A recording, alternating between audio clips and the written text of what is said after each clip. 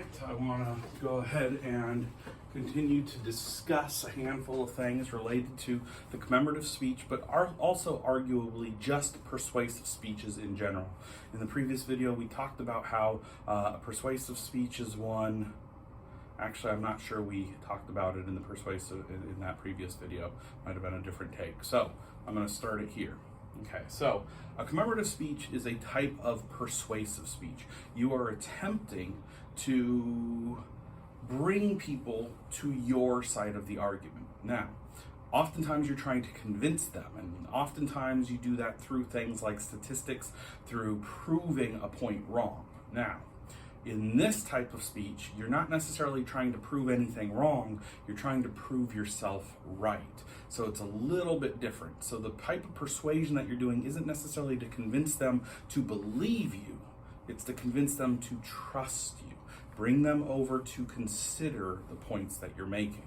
So within a persuasive speech, there are a handful of stylistic devices that I wanted to discuss that are very, very practical for creating word pictures, for making convincing arguments. Oftentimes they're very used, but oftentimes they're very overlooked. We use a lot of these every single day, but we don't really realize that we're doing it. So I wanted to talk about a tease reveal. This is something that you would be utilizing either within the introduction of your speech, your commemorative speech, or throughout the entirety of the speech. Now, I'm going to give an example a little bit later of a tease reveal through an introduction. But I'm going to talk about a couple of topics that have actually been utilized where they used the tease reveal the entirety of the speech, and they didn't reveal what the topic was until the very end of the speech. Now, maybe you figured it out along the way, but these are a couple of topics that use the tease reveal throughout the entirety of the speech. Talking as though your dog is your child or your best friend is one, where you're talking about all the adventures that were shared. You're talking about the first day that you met, and all of a sudden it feels like I met you in the playground after school, and I could just tell that we were going to be best friends forever, and just building up the idea. Now, it could be a boy, it could be a girl, it could be a dog, but most of the time, because of the framing, met you in the playground after school, most people would think that it's going to be a person. So the tease reveal teases what the subject is before revealing it at the end. Another couple of topics that did this well had someone that pretended that Coke was like their girlfriend, and he talked about all the dates that they went on. And remember the first time that he tasted you, that kind of stuff. It was kind of hokey, kind of had people going, whoa, but at the end it was a great reveal because he pulled out a bottle of Coke and said, my one, my love, Coca-Cola. And then took a sip from it, and it was a lot of fun. It was pretty funny. I've had cars or trucks or Jeeps, first cars, trucks, or Jeeps being kind of described as like the love of your life, first girlfriend, you know, the nights that we spent out under the stars. I remember the time that you let me look under your hood. These are fun little ways that you can build up the topic without necessarily revealing too much until the strategic sort of end. So it's entirely up to you how you want to do this. And of course, the tease reveal for the entirety of the speech typically works better on the celebratory types of commemorative speeches, so the joyful ones. You don't want to have a respectful, somber one and then all of a sudden pull the rug out from everybody, and all of a sudden it isn't as sad or as serious as what it built up to be. You can use the tease reveal in those types of speeches for the introduction as you're building up the credibility of your topic. But typically in the more somber ones, you want to go ahead and reveal them earlier so that you can keep saying their name over and over throughout. So then the next one that I wanted to talk about is called a mantra. Now, a mantra has its place in commemorative speeches, but it also is mostly for our fourth speech, the speech of concern. A mantra is one that we have started to utilize a lot in society the last handful of years, because it can be simplified down to a hashtag. A mantra such as Black Lives Matter has become a lightning rod, but it's an argument that can be simplified down. It takes an entire movement and simplifies it down to one statement. Red for Ed was another type of protest mantra. These are things that you can say throughout your speech over and over and over to reinforce a point that you're trying to make. Mantras are very effective at establishing and maintaining mood. So maybe you wanted to keep saying a virtue over and over and over, but utilizing that same virtue in sort of different contexts. That would be a way to kind of have a mantra throughout a commemorative speech.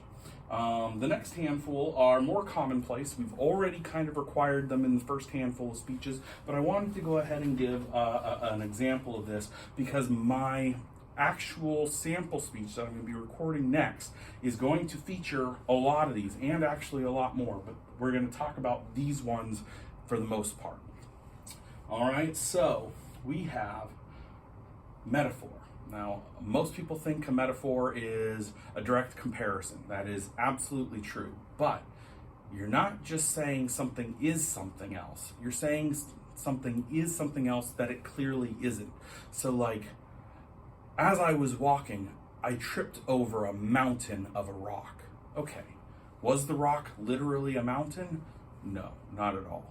Okay, so that is an example of how you can turn a comparison into something that it clearly isn't. It adds a visual, it adds a word picture, it really kind of emphasizes the point that you're trying to make. Simile. A simile is like a metaphor, but largely different in that it isn't a direct comparison. It's an indirect comparison. You're not saying something is something that it clearly isn't. You're saying something is like something that it clearly isn't, or is as something that it clearly isn't. So an example would be, I tripped over a rock that was like the size of a mountain. All of a sudden, you've compared it indirectly, but you haven't said it was it. So these are two similar things, but they each have a specific task within speeches. The third one over here is an oxymoron. Believe it or not, every time you go to the grocery store and look through the butcher block, you see one of these. Classic example of an oxymoron would be jumbo shrimp. Shrimp literally means small. Jumbo literally means big. Jumbo shrimp is big, little. So anytime you have two words that are opposite of each other, that are smashed together for emphasis, it is an oxymoron. The classic literary example of this is, parting is such sweet sorrow. So why is sweet sorrow an oxymoron? Well, what is sorrowful about sweet? Are you sad when you take a bite of a candy bar? No. What is sweet about sorrow? Are you happy when you're sad? Most people would say no. So why is that even a thing? Well, context. Parting is such sweet sorrow, meaning saying goodbyes is a happy sad. Well, so what does that mean? Well, when I taught in Flagstaff, I would come down here and visit for the holidays and occasionally a couple of weeks over the summer. And early on, it was pretty easy for me to just kind of pick up my stuff and head on back to Flagstaff whenever I felt like it. But as my niece and nephew were born and they grew and all of this, all of a sudden, it was a little bit harder for me to leave. They were enjoying me. I'm goofy, I'm fun. I treat them to, food out and, swimming pools and movies and all of this. It was a lot of fun being an uncle. So all of a sudden, while I was happy to be going home to my own life, it was harder for me to leave. So parting is such sweet sorrow.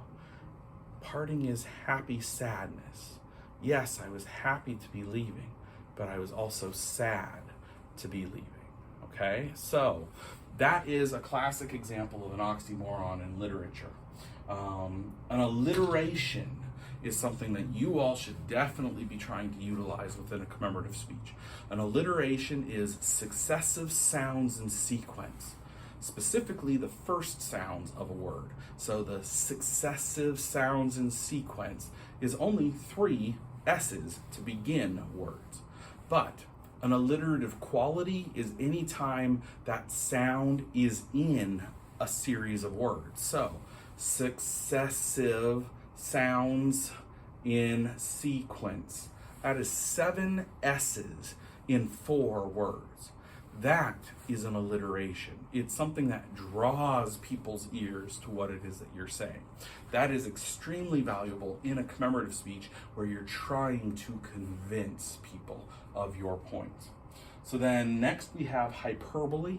Hyperbole is a strategic exaggeration to prove a point. Basically, you take a truth, you overemphasize it, you overplay it. It has some level of truth, but eventually it becomes just absurd. So I mentioned that idea of the rock being a mountain. That in and of itself is a type of hyperbole. I am exaggerating. You know, if you go fishing, oh, you should have seen the one that I caught, but it got away. It was a freaking whale. That is hyperbole. Hyperbole is done to strategically draw attention to a phrase, oftentimes a very convincing phrase or a playful phrase. There's going to be a couple of examples of that in the sample speech that I'm going to give. The last one is personification. Now, the simple definition of personification is anytime you give a human-like action to a non-human thing. That is very true, but it goes beyond actions. Anytime you can give a human-like action, characteristic, emotion, or title, like Mother Nature, it is a personification. The idea is that you are humanizing something that isn't human. It can be living, a dog. My dog could tell that I was sad and he wanted to comfort me, telling me it's gonna be okay with that little nose nudge of his. Okay, I'm giving human-like characteristics and actions and qualities and emotional ranges and understandings and mentalities to a dog who can probably tell that you're sad and probably wants to make you feel better, but he doesn't have the intent that a human does. So that is an example of how we give human-like characteristics, the range of them, to living things. Another one would be if you were to say, I was running through the field of grass and the tree tripped me.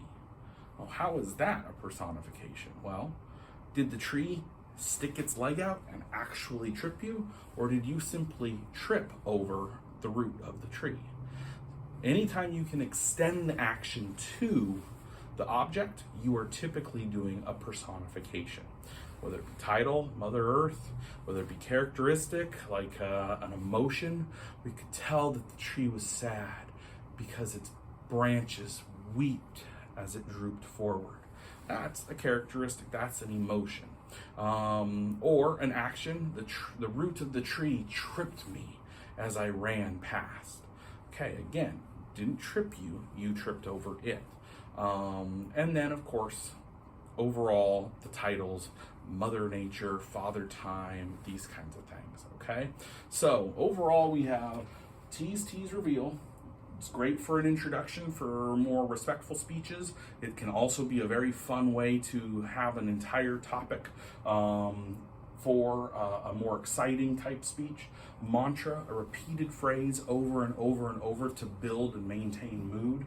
And then metaphors, similes, oxymorons, alliterations, hyperboles, and personifications. I want you to pay attention to these because I do have a tease, reveal, metaphor, simile, oxymoron, alliteration, hyperbole, and personification all in the upcoming sample speech. So stick around, I'm going to talk to you about that later.